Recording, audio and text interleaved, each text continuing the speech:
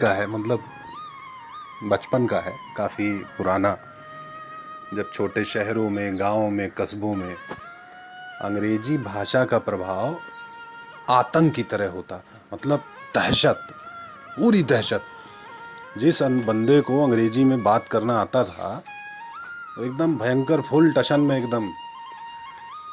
अब ऐसा इसलिए था क्योंकि बहुत कम लोग ऐसे थे जो अंग्रेजी अच्छे से बोल पाते थे। यहाँ तक कि बहुत से अध्यापक थे जो अंग्रेजी के अध्यापक थे, टीचर थे, बहुत टेंस वेंस पढ़ाते थे, प्रेजेंट, पास्ट, इंडेफिनिटिव, फ्यूचर, परफेक्ट, सब खूब बढ़िया पढ़ाते थे। लेकिन अंग्रेजी बोलने में वो भी जो है वही English English English, this is that, that is this, यही करते थे। तो उसी में जो थोड़ा बहुत बोल लेते थे उनका एकदम दहशत था समाज में। अब इसके परिणाम स्वरूप अंग्रेजी का ज्ञान कुछ लोगों पर ना रिएक्शन कर जाता था। जैसे कोई दवा गलत खा ले, एक्सपायरी दवा खा ले तो रिएक्शन हो जाती है। बहुत लोगों के दिमाग पर रिएक्शन की तरह अंग्रेजी कर जाती थी, एकदम रिएक्शन की तरह काम करती थी और सरक जाते थे वो एकदम से। और अपनी सटकी हुई अवस्था में ना शहर की गली गली, चौराहे पे, नुक्कड़ पे, चाय की दुकान, पान की दुकान पे, जहाँ देखो वहीं जो है सड़क पे आते जाते सामान्य आदमियों को अपनी अंग्रेजी से टुचियाते रहते थे। तो ये मतलब व्यंग नहीं बोल रहा हूँ मैं, ये एक सत्य घटना है, थोड़ी सी तोड़ मरोड़ के बोली जा रही है। तो हमारे भी एक मित्र थे, अब नाम चलिए मझले मिसिर उनको रखते हैं, कई भाई थे तो मझले मिसिर उनका नाम हम रखते हैं। तो मझले मिसिर भी जो है, हालांकि बड़ी तैयारी के बाद उनको सरकारी नौकरी का बड़ा शौक था उनको। सरकारी नौकरी के लिए वो स्पेशल अंग्रेजी क्लास व्लास करते थे। मतलब वो सरकारी नौकरी के लिए ना अपनी जान दे दिए थे कह लीजिए वो, और लग भी गई उनकी सरकारी नौकरी। तो भाई लेकिन अंग्रेजी का जो एकदम उनको रिएक्शन किया था दिमाग पे, तो उसकी वजह से वो अपनी अंग्रेजी के लठ को जहाँ देखो वहीं अंधाधुंध घुमाते रहते थे। और उनके संपर्क में आने वाला हर व्यक्ति अपने आप को एकदम दीनहीन भाव से कुंठित, हतोत्साहित, प्रवंचित, एकदम लुटा पिटा सा महसूस करता था। लेकिन एक बात थी, अब मझले मिसिर शहर के बच्चों के लिए ना एकदम खिलौना थे। जहाँ देखो वहीं, मतलब जब भी वो बच्चे मझले मिसिर को देखते तो जोर जोर से चिल्लाते ABCDXYZ, मझले हो गए पूरे मैड। बच्चे जो है मज़े लेते थे। अब उनकी इस आदत से कई बार मझले मिसिर भी अंग्रेजी भूल कर हिंदी में भी गरियाने लगते थे। तो प्रत्युत्तर में बच्चे भी चिढ़ जाते, वो कहते काका का गाएंगा तुम्हारे बाप छिंगा, काका का गाएंगा तुम्हारे बाप छिंगा, ऐसे करके वो भी बच्चे भी चिढ़ाते थे हिंदी में। तो ऐसे ही समय बीत रहा था।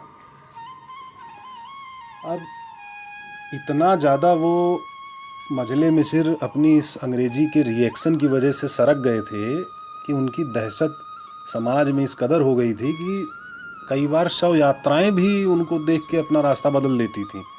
कि मतलब वो जो कंधा दे रहे हैं व्यक्ति, वो देख के डर जाते थे कि अरे भैया लेके चला, पहले फूका जौन बा, नहीं तो वहीं देखा हुआ आवत हाँ सामने से मझले मिसिर, वहीं रोक ली हैं, अंग्रेजी टुचियाँ हैं और जौन बा यहीं शव यात्रा खड़ी हुई जाए, पूछे लगी हैं कि what is this and this is that.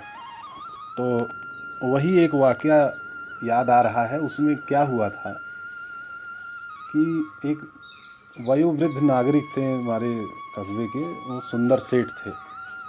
तो उनका देहावसान हो, वो उनकी शव यात्रा जो है सुंदर सेठ की जा रही थी, तो मुक्तिधाम के लिए रवाना हो गई थी। और मुक्तिधाम का जो मार्ग था वो मिश्रा जी के घर के सामने से एकदम लगा हुआ था।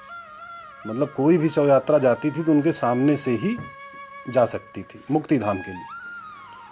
तो भैया वहाँ पर राम नाम सत्य है, सत्य बोलो सत्य है, ऐसे करके नारे लग रहे थे। अब ये सब सुन के मझले मिसिर का दिमाग एकदम भन्ना गया। बोले hold on, keep this dead body down. भैया एकदम सब ध्यान से सुन रहे थे। फिर मझले मिसिर बोले may I ask you who is Ram है, why are you people chanting his name, how will he make you free, the person who died is Sundar Seth who was a famous liar. He never spoke Satya in his whole life. Now he is a dead person. He is not able to speak a single word. How he will speak Ram? It means he is not going to be free. ये सब उन्होंने शव यात्रा में खड़े व्यक्तियों से इतना बोला। ये सब सुन के वहीं पे जो है गुड्डन गुरु भी खड़े थे, अंग्रेजी सिखाते थे बच्चों को, वहाँ पे मास्टर थे वो भी अंग्रेजी के, थोड़ा बहुत वो भी अंग्रेजी में, अब इतना तो वो समझ ही गए जो है। गुस्से में आके बोले, सट अप मझले, Ram was a son of Maharaja Dasharath from Ayodhya, he was a god, he is responsible for every birth. एकदम फिर मझले मिसिर का था, गुड्डन चढ़ गए एकदम, बोले, mister Guddan, have you ever seen Ram? फिर गुड्डन गुरु बोले, no I am not, but Tulsidas ji met him, he has written in Ramcharitmanas. Do you know who Tulsidas? You bloody fool postmaster, move from here, we are getting late, we have to burn Sundar Seth. So he reach स्वर्ग on time, यमदूत्स were waiting for him in Muktidham. एकदम मजले मिसिर ने गुस्से में Guddan collar पकड़ ली, इतना मतलब वो टेंशन में आ गए कि हमसे अंग्रेजी बोल रहा है। बड़ी मुश्किल से गुड्डन जी ने कॉलर छुड़ाई, फिर बोले, मजले मिसिर ने बोला, you bloody school master, I will not allow you to pass this dead body from this road. If you want to burn this liar, then find some other place to go to reach Muktidham, you bloody small teacher कहीं का। I am not a fool, I know Tulsidas, I know very well Tulsidas. Tulsi was a poet during the time of Akbar. Akbar was a son of Humayun. Akbar see Humayun and give a smile. You know? I know. Humayun was a old. And old means old monk. Not liquor. Yokuf, not liquor. Monk means a bhikshu. Bhikshu who not ask bhiksha. Who give gyan only. Gyan was my classmate. People go to school receive gyan. I was going to school with gyan, but my principal told me, coming to school with gyan is wasting your time, because time is money and money is honey. Honey is very good with Sito Paladi Churan. You eat Sito Paladi Churan. It is very good for Khansi. Khansi. Khansi is a sign of rog. There are so many rog, but the most dangerous rog is Prem rog. And Prem Rog made by Raj Kapoor. You bloody school master. Raj Kapoor was a son of Prithvi Raj Kapoor, who played Akbar. You remember? You know Akbar? Don't remember? Huh? Who see Humayun and gave a smile in the beginning of my speech. Bloody school master. Go back. I will not allow you pass this dead body from my whole area. Okay? You bloody middle school teacher talking to a postmaster English. Go back. I will not allow you. First you learn proper English, then come to me. इतना कहे कि भैया गुड्डन मिसिर एकदम पूरा फिर वही एकदम लाठी डंडा, अंग्रेजी वाला लाठी डंडा एकदम टुचिया करके पूरी तरह से जो है फिर वहाँ से हटे। भैया फिर उनको अपनी शव यात्रा मोड़नी पड़ी। इतनी धारा प्रवाह अंग्रेजी मझले मिसिर के मुंह से सुन के ना, उस सब को गुड्डन को सबको जो है शव यात्रा मोड़ के वापस दूसरे रास्ते से 1.5 किलोमीटर लंबा रास्ता एक्स्ट्रा तय करके तब उनको मुक्ति मिली है जो है सेठ जी को, इनकी अंग्रेजी के चलते। अब ये किस्सा पूरे गांव में जो है एकदम टेंशन का माहौल बन गया। अब मझले मिसिर के खिलाफ माहौल बन गया पूरे गांव में कि भैया ये तो जो है शव यात्रा में भी अंग्रेजी चला रहे हैं, जो है टुचिया रहे हैं सबको जो है। जब अब फिर पंचायत लग गई। अब इनके जो बड़े मिसिर, जो बड़े भैया थे वो बड़े मिसिर थे, उनके साथ सहमति बनी। और इनके मतलब एक पड़ोसी भी थे, सुकुल थे, नन्हे सुकुल थे वो, एक ठो और पड़ोसी थे मंटू नगाइच, और भी एक दो वहीं सब पंचायत बैठे थे जो है। भोला बिचपुरिया बहुत भोला छाप तंबाकू खाते थे वो पान की दुकान पे, तो सब सारे इकट्ठे बैठे हुए थे। तो पंचायत में फैसला लिया। अब भोला बिचपुरिया का भी एक किस्सा सुनाऊंगा मैं अगले में जो है। अब वही बात है ना, अब आप लोग देखिए श्रोता लोग क्या होता है मज़ा लेते हैं, अरे सब्सक्राइब करिए, लाइक शेयर करिए, सबको सुनाइए।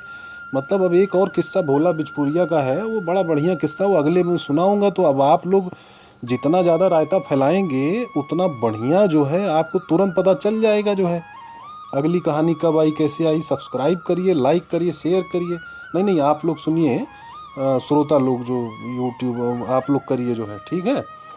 तो जो भोला बिचपुरिया और ये सब तमाम उनके बाल सखा थे, ये सब जो है पंचायत फैसला लिया गया कि मझले मिसिर को आगरा पागल खाने फटाफट भेजो, 15 दिन का डोज दो, नहीं तो ये मारेंगे, पगलवा देंगे पूरे कस्बे को। तो भैया तय हुआ, उनके बड़े भैया थे वो भी तैयार हो गए, ठीक है इनको कल सवेरे तड़के वाली जो गाड़ी जाएगी आगरा उसी से लेके पहुँचो सब लोग। भैया सब लोग गए लेके आगरा। अब 3 दिन बाद जो है फिर से गली कूचे में जो है काका गाघा अंगा तोहार बाप छिंगा ऐसे कर बच्चे जो है मज़े लेने लगे। सबको लगा अरे जो सब 5 लेके गए थे इनको वो तो दिख नहीं रहे हैं, मझले मिसिर अकेले लौट आए हैं, माजरा क्या है। तो लोग समझ गए, इन्होंने वहाँ भी इनका जो अंग्रेजी का वो है ज्ञान है उसको वहाँ के लोग संभाल नहीं पाए, कंट्रोल कर नहीं पाए।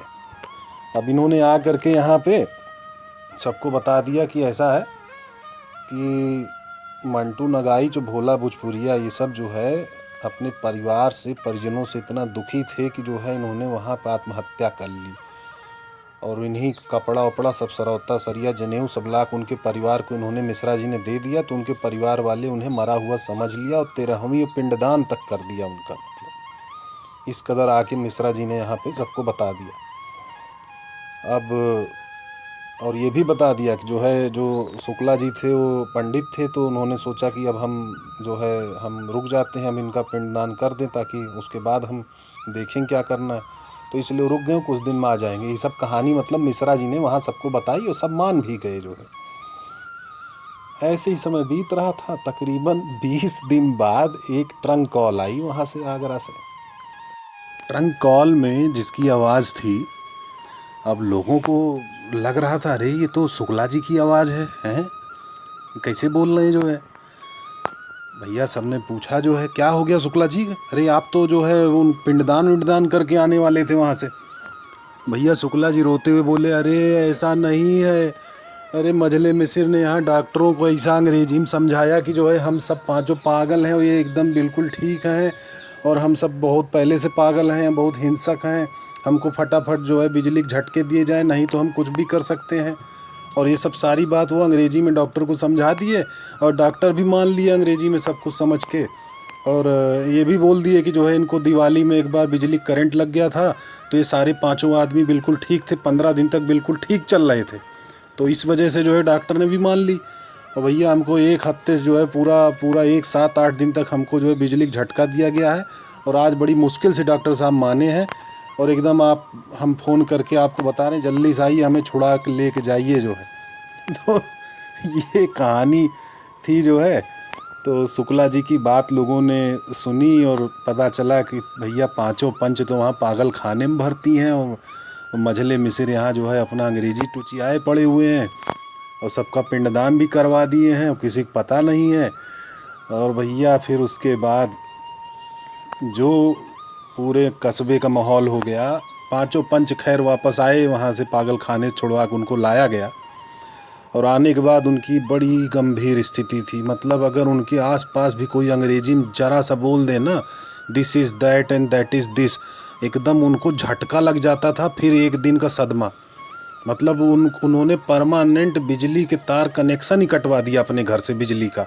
बिजली विभाग को पत्र लिख के जो है कि हमारा बिजली कनेक्शन काटिए। और एकदम उनके घर के बगल कोई अंग्रेजी का एक शब्द बोल दे तो उन 5 लोगों को जो है एकदम सदमा पहुंच जाता था और बिजली का कनेक्शन भी कटवा दिया। उनकी बेचारों की ऐसी स्थिति हो गई थी। तो फिर पंचायत ने फैसला लिया कि ऐसा है कि अब बचपन में जो है बच्चों को बचपन से ही अंग्रेजी बोलने की शिक्षा ज़रूर दी जानी चाहिए, चाहे भाषा की शिक्षा दी जाए या ना दी, अंग्रेजी और अन्य भाषाओं की शिक्षा या विषय की शिक्षा मतलब प्राथमिकता ना दी जाए, लेकिन बोलने की शिक्षा ज़रूर देनी चाहिए। तो इस प्रकार का जो है माहौल था, समाज था कि बड़े बड़े ज्ञानी लोग, बड़े बड़े उच्च स्तर पे, बहुत अपने काफ़ी अच्छे स्तर पे जो लोग पदासीन थे, वो भी बेचारे अंग्रेजी में जो है उनको तकलीफ़ थी। तो इस तरह का माहौल था। तो ये एक किस्सा था। और धन्यवाद।